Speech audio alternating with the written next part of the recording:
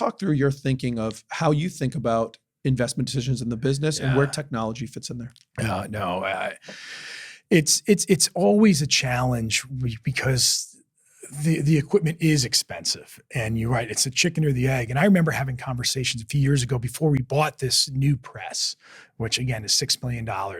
And to having the conversation with my former CFO, he's since retired, saying, Don, are we going to be able to afford that? Like this is the real deal. So Kerry Brown, who's our vice president of operations, to his credit, he did a lot of research. He went to all the printing press manufacturers and pretty much presented to myself and to Bob, who was our CFO. And I think Bob's jaw hit the ground when he saw top speed of this machine is 15,000, top speed of other machine, 10,000.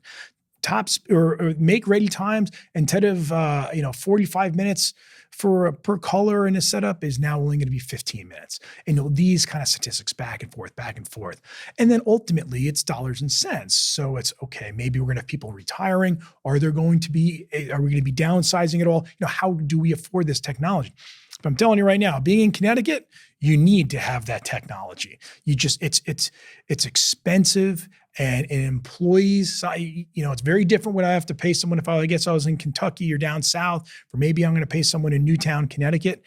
So we really have to be smart. We don't buy lots of pieces of equipment. We buy very strategic pieces of equipment.